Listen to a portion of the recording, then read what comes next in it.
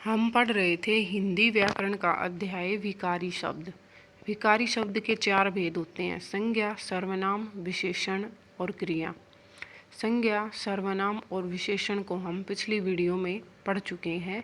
आज हम पढ़ेंगे क्रिया। वीडियो अच्छी लगे तो लाइक और शेयर करें और चैनल को सब्सक्राइब करें। पढ़ते हैं क्रिया। पहले हम इसको एक उदाहरण से देखते हैं। मोर नाच रहा है, सूर्य उदय हो रहा है। पहले वाक्य में मोर के नाचने का कार्य हो रहा है, तो दूसरे वाक्य में सूर्य के उदय होने का कार्य हो रहा है। ठीक है, तो जिस शब्द के द्वारा किसी कार्य करने या होने का बोध होता है उसे क्रिया कहते हैं। ठीक है, जैसे मोर नाच रहा है, इसमें क्या क्रिया हो रही है? नाचने की क्रिया हो रही है, तो नाच रहा है इसमें क्या है? क्रिया। सूर्य उदय हो रहा है, इसमें उदय होने की क्रिया हो रही है, तो उदय होना इसमें क्या है? क्रिया। भगवान की पूजा करो, तो पूजा करने की क्रिया हो रही है, इसलिए पूजा करना यहाँ पे क्रिया है। किसान बैल को हाँकता है, हाँकना क्या है? क्रिया है। घोड़ा दौड़ रहा है, तो दौड़ना क्या है? क्रिया है।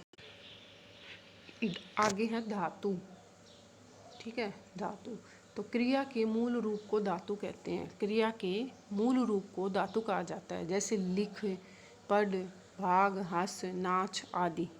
ठीक है, ये क्रिया के मूल रूप हैं। क्रिया के मूल रूप को क्या कहा जाता है? धातु, तो इनको धातु कहेंगे। और इन धातुओं के बाद प्रत्यय जोड़ देने से क्रिया के रूप बनते हैं। ठीक है, इन धातुओं के साथ अगर हम प्रत्यय जोड़ते हैं तो क्रिया के रूप बन जाते हैं। जैसे ऊपर की धातुओं में ना प्रत्यय जोड़ देने से कर्मशः लिखना। जैसे लिख धातु थी, इसमें ना प्रत्यय जोड़ेंगे तो क्या बन जाएगा? लिखना। पढ़ धातु थी, पढ़ में अगर हम ना प्रत्यय जोड़ेंगे तो पढ़ना, भागना, हंसना, नाचना आदि क्या है? सामान्य क्रियाएं बनती हैं। कुछ अन्य क्रियाओं के सामान्य रूप और धातु नीचे दिए जा रहे। सामान्य रूप और धातु, तो चलना क्रिया का सामान्य रूप है और धातु इसमें चल है। ऐसे गिरना की धातु गिर, पिटना की पिट, लिखना की लिख, उठना की धातु ऊठ, बचना की बच, डरना का डर मूल शब्द, निकलना का निकल, जलना का जल, मरना का मर, सोना का सो, फिरना का फिर मूल शब्द हैं। आगे हम पढ़ते हैं क्रिया के भेद। कर्म के आधार पर क्रिया के 2 भेद होते हैं। ठीक है, कर्म के आधार पर, कर्म के अनुसार क्रिया के 2 भेद होते हैं। पहला है अकर्मक क्रिया। ठीक है, इसको अलग अलग करेंगे तो इसमें उपसर्ग है, कर्म इसमें मूल शब्द है और क इसमें प्रत्यय है। ठीक है, उपसर्ग का प्रयोग हम वहाँ करते हैं जहाँ किसी चीज़ की कमी बतानी हो।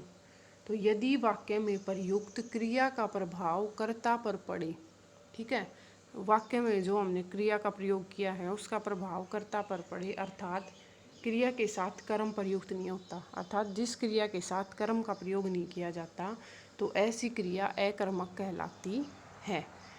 जैसे चलना, सोना, उठना, रोना, उड़ना, नहाना, मुस्कुराना, दौड़ना, भागना आदि क्या है? ये अकर्मक क्रियाएं हैं। ठीक है, जैसे बच्चा रो रहा है, तो रो रहा है इसमें क्या है? क्रिया है, और बच्चा क्या है? इसमें कर्ता है। कर्ता कौन होता है? जो काम को, क्रिया को करता है।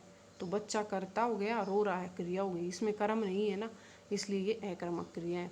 दूसरा उदाहरण देखते हैं। लड़की हंस रही है, तो हंस रही है इसमें क्रिया हो गई, और कौन हंस रही है? लड़की, तो लड़की क्या हो गई? कर्ता हो गई, इसलिए इसमें भी कर्म नहीं है, इसलिए ये अकर्मक क्रिया। आगे हम पढ़ते हैं सकर्मक क्रिया। ठीक है, सकर्मक को जब हम अलग अलग करेंगे तो स इसमें उपसर्ग है, कर्म इसमें मूल शब्द है और क इसमें प्रत्यय है अकर्मक की तरह। तो अ उपसर्ग का प्रयोग हम नहीं के अर्थ में करते हैं और स उपसर्ग का प्रयोग हम सहित, साथ दिखाने के लिए करते हैं। ठीक है, तो यदि वाक्य में प्रयुक्त क्रिया का प्रभाव कर्म पर पड़े, ठीक है, वाक्य में प्रयुक्त क्रिया का प्रभाव कर्म पर पड़े, अर्थात क्रिया के साथ कर्म प्रयुक्त होता है, तो वह क्रिया सकर्मक कहलाती है। जैसे पढ़ना, लिखना, खाना, पीना, देना, लेना आदि। जैसे देखते हैं उदाहरण से, मोहन अखबार पढ़ रहा है, तो इसमें क्रिया छाटेंगे। सबसे पहले क्रिया क्या है? पढ़ रहा है, और कौन पढ़ रहा है? मोहन पढ़ रहा है, तो मोहन क्या हो गया? इसमें कर्ता।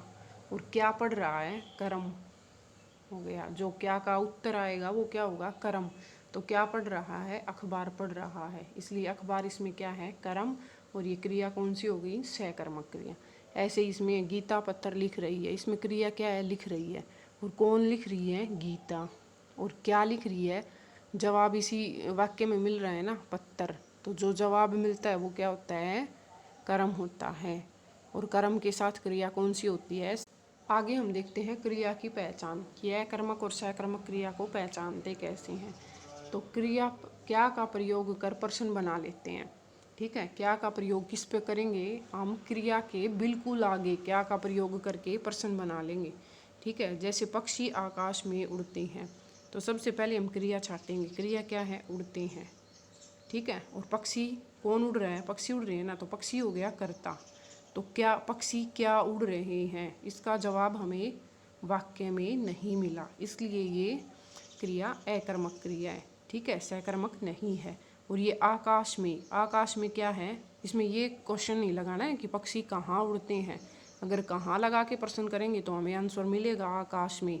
सिर्फ क्या लगाना है, हमें क्या लगाना है या किसे लगाना है। ठीक है, क्या और किसे शब्दों का प्रयोग करके प्रश्न बनाना है। और जवाब अगर वाक्य में ही मिल जाए तो क्रिया कौन सी होगी, सकर्मक होगी।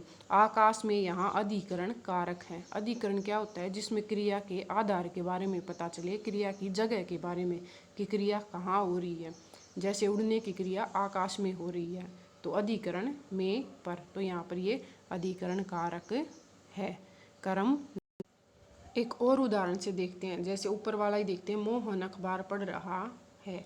तो इसमें हम क्रिया छाट लेंगे, पढ़ रहा है, और कौन पढ़ रहा है, मोहन। अब हम क्रिया ये है ना, क्रिया के जस्ट आगे लगाएंगे क्या।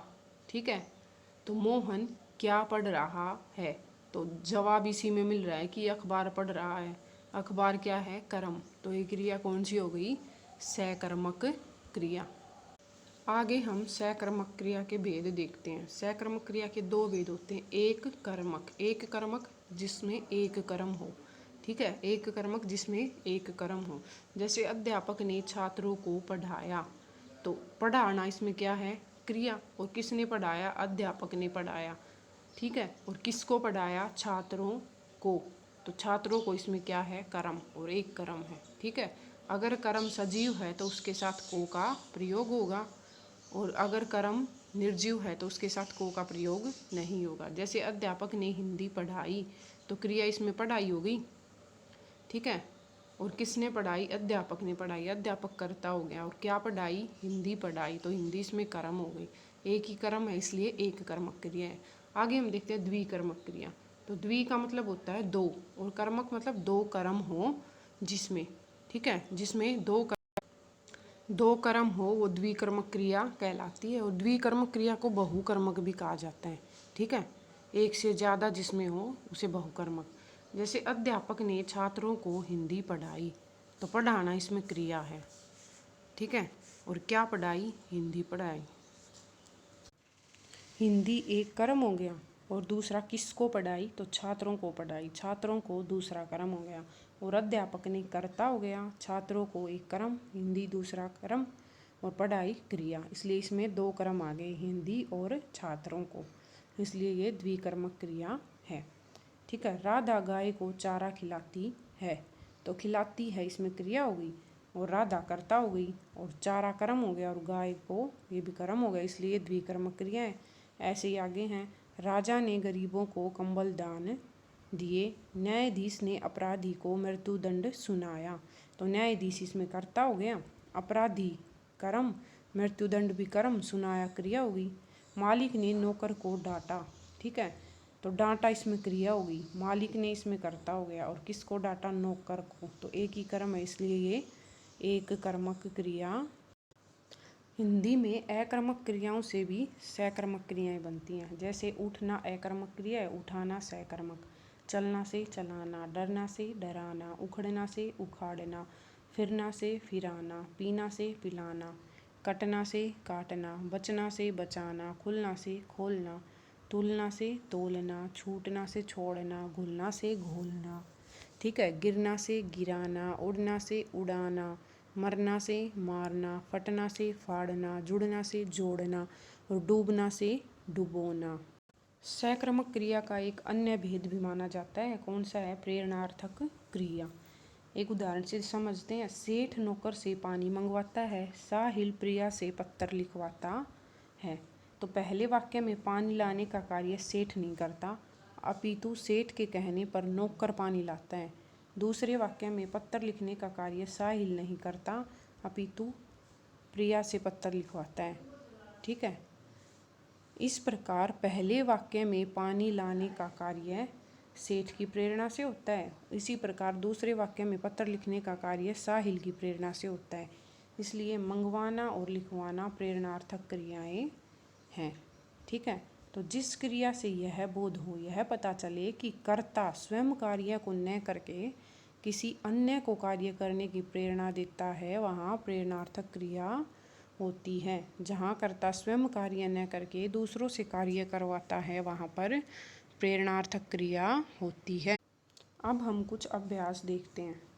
बच्चे दौड़ रहे हैं, इसमें दौड़ रहे हैं क्रिया होगी और ये कर्ता हो गया, कर्म नहीं है इसलिए ये अकर्मक क्रिया। बच्चों ने बहुत दौड़ दौड़ी, तो बच्चों ने कर्ता हो गया, दौड़ी इसमें क्रिया हो गया, और बहुत दौड़ दौड़ी, क्या दौड़ी? दौड़ दौड़ी, कर्म है इसमें दौड़, इसलिए ये सकर्मक क्रिया है। ठीक है। आगे है वे क्यों लड़ रहे हैं। ठीक है। तो वे इसमें कर्ता और लड़ रहे हैं क्रिया होगी, इसलिए कर्म नहीं है इसमें, अकर्मक क्रिया है। उन्होंने बहुत लड़ाइयाँ लड़ी हैं, तो उन्होंने इसमें कर्ता हो गया, वो लड़ी है क्रिया होगी, और क्या लड़ी हैं? लड़ाइयाँ लड़ी हैं, इसलिए ये सकर्मक क्रिया है। अगला है रवि बहुत तेज दौड़ रहा है। तो रवि इसमें कर्ता हो गया, दौड़ रहा है क्रिया होगी, और तेज इसमें क्या है? कर्म नहीं है यहाँ पर। ये क्रिया की विशेषता बता रहा है, कैसे दौड़ रहा है? तेज दौड़ रहा है, और जो क्रिया की विशेषता बताए वो क्रिया विशेषण होता है। ठीक है। इसलिए इसमें कर्म नहीं है, और ये क्रिया कौन सी है? अकर्मक